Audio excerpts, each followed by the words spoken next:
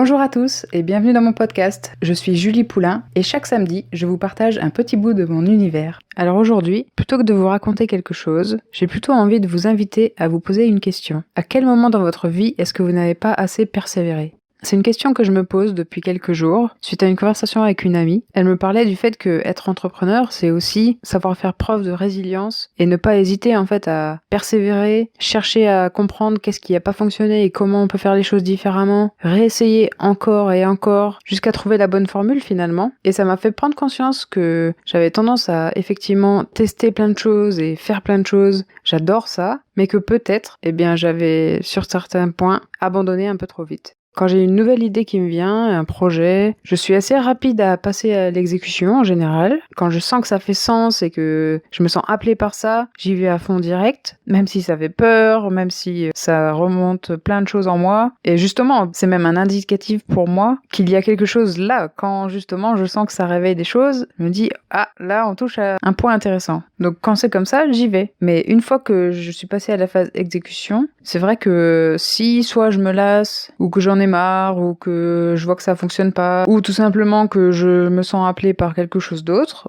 c'est vrai que j'ai tendance à passer au chapitre suivant sans vraiment faire le point ou essayer de faire les choses différemment. Je sais pas si c'est très clair mon histoire, mais depuis cette conversation avec mon ami, j'y pense beaucoup. Dans un sens, je me dis que aussi, si j'ai pas plus persévéré que ça, c'est que ça me motivait pas plus que ça au fond. Parce que quand quelque chose me tient vraiment à cœur, je peux bosser non-stop, faire des nuits blanches. Je suis vraiment prête à tout pour aller jusqu'au bout.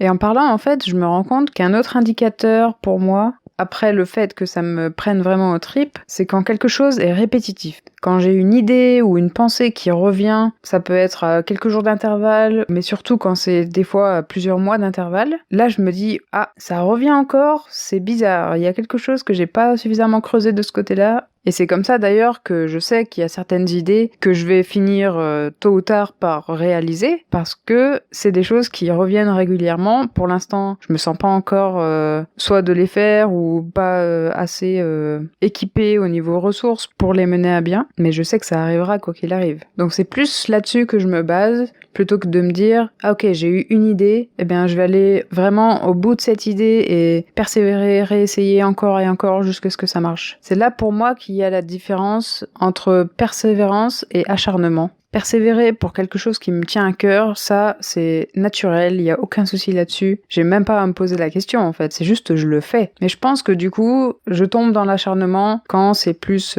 mental, où je me dis « il faut » ou « je devrais », ce genre de mots parasites qu'on se dit souvent à soi-même, mais au final, c'est pas une motivation intrinsèque. Tester plein de choses, moi je trouve ça formidable. J'avais tendance avant à me laisser bloquer par la peur et à me faire plein de scénarios catastrophes dans ma tête. Maintenant c'est vrai que j'hésite beaucoup moins, je passe beaucoup plus à l'action facilement. Parce que justement, j'ai aussi pratiqué. Je pense vraiment que c'est une question d'habitude aussi, où plus on sort de sa zone de confort et plus on se confronte à ses peurs, et plus d'un côté, on a l'habitude de le faire et on est à l'aise pour le faire.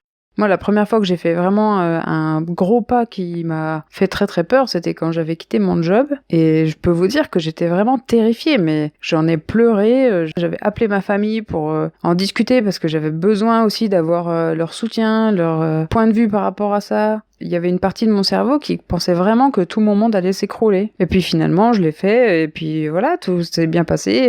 Je suis encore en vie aujourd'hui, et c'est tout ce qui compte finalement, en fait. Tout le reste, c'est que des projections mentales où on se dit « Oh là là, mais qu'est-ce qui va se passer si je fais ci, si je fais ça ?» Et au final, tant qu'on reste dans justement ce mental et qu'on passe pas à l'action, on peut rester des années et des années dans la même situation. Et moi, ça, c'est un truc que je voulais pas. Et que j'ai appris aussi, grâce au développement personnel, à dépasser pour pouvoir progresser plus facilement. On a souvent tendance à croire que, par exemple, les grands entrepreneurs ou les gens qui ont l'air très courageux de l'extérieur n'ont jamais peur. Mais c'est totalement faux. Ils ont peur. C'est juste qu'ils sont entraînés à dépasser cette peur. Quand je suis partie en voyage, tout le monde me disait « Ah, mais Julie, mais t'as pas peur? Tu vas toute seule là-bas, à l'autre bout du monde, il y aura personne, et si jamais il t'arrive quelque chose, comment tu vas faire ?» En fait, les gens avaient plus peur que moi, honnêtement. Ils s'inquiétaient plus que moi. Parce que ce que je me disais, c'était qu'il y a toujours des solutions, il y a toujours quelqu'un pour nous aider. Et que ce soit ici en France ou à l'autre bout du monde, il y a des hôpitaux, des médecins, il y a des gens qui sont bienveillants, il y a des gens qui sont malveillants aussi, oui, ça peut arriver, mais du coup,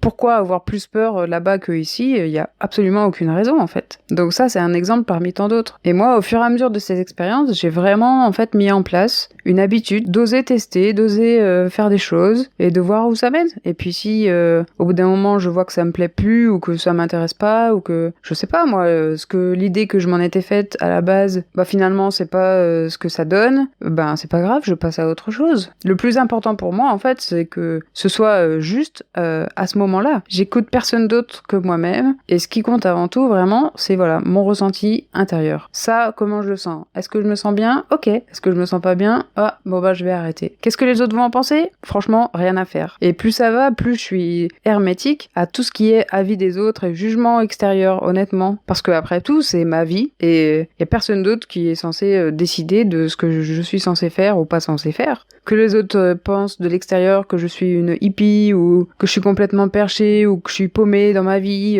peu importe ce qu'ils pensent. Ou même l'inverse, qu'ils m'idéalisent et pensent que j'ai la vie parfaite, que je prends soin de ma santé parfaitement, que je réalise tous mes rêves, que je fais tout ce que je veux. Honnêtement, je m'en fiche totalement. Et le fait que ce soit aussi le négatif comme le positif, ça c'est un truc que j'ai appris notamment d'un entrepreneur que je suis beaucoup et qui dit qu'en fait, si on est sensible à l'un, ben on est forcément sensible d'une certaine façon à l'autre. Quand on est touché par des compliments ou qu'on gonfle un peu notre ego, notre fierté, quand justement les gens nous mettent sur un piédestal ou autre, bah ça veut dire que forcément, dans un sens, quand quelqu'un va nous critiquer, quand quelqu'un va nous attaquer, ça va nous toucher aussi. Donc la meilleure façon pour se protéger du coup de l'avis négatif, bah c'est aussi d'être d'une certaine façon insensible aux avis positifs et à tout ça. Et de mon expérience, c'est vraiment quelque chose qui vient avec la pratique. Plus on le pratique et plus on se sent à l'aise, plus on a confiance en soi. Et je trouve que ça aide aussi justement à avoir plus d'estime de soi. Ce que j'observe autour de moi, c'est qu'il y a énormément de personnes qui se bloquent, qui se mettent des freins avant même d'avoir essayé parce que ils pensent que telle personne va penser ça d'eux ou que ils ont peur de l'échec. Mais finalement, la peur de l'échec, c'est quoi? C'est la peur de passer pour un nul aux yeux de tout le monde. Parce qu'on se dit que si on teste quelque chose et qu'on échoue,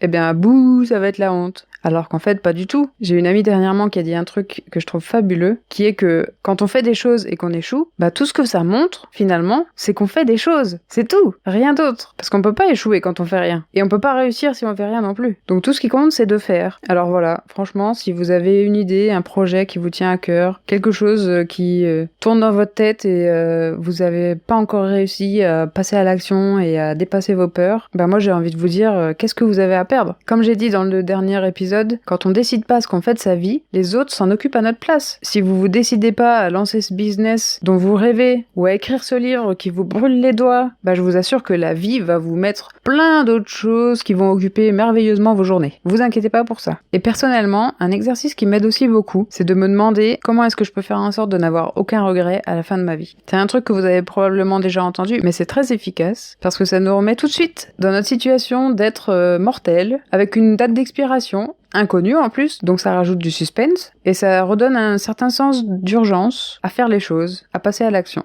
Et ça, justement, l'action, c'est le meilleur remède contre la peur. Il n'y a pas de secret. C'est pour ça que certaines personnes ne peuvent pas forcément comprendre au début pourquoi je kiffe autant quand j'identifie une peur ou un truc à creuser. C'est parce que je me dis « Ah, yes! Je touche à quelque chose, là, qui va me permettre d'aller à l'étape d'après. » Comme justement cette chose que m'a dit mon amie et que je vous partage aujourd'hui dans ce podcast. Parce que quand elle en a parlé, j'ai senti que ça a touché quelque chose en moi. Et l'un des domaines que je pense qui est lié, c'est le business. Parce que ça, c'est vrai que je suis encore très novice par rapport à ça, et que mes seules tentatives n'ont pas très bien fonctionné, et que j'ai assez vite abandonné. Parce que c'est clair et net que j'ai envie de vivre des choses qui me passionnent, j'ai envie de vivre en aidant les autres, en partageant mon parcours, en partageant mes échecs, mes réussites, en apportant du bien-être aux autres. J'ai plein d'idées et plein de projets, mais c'est vrai que je me cache un petit peu. J'ai une vision assez perfectionniste de la façon dont je veux faire les choses, et comme actuellement je suis pas dans le bon environnement pour les faire, je me rabats sur voilà, la documentation, le partage gratuit, on va dire, voilà, par les podcasts, les écrits, les posts. Mais ce qui veut dire qu'à côté de ça,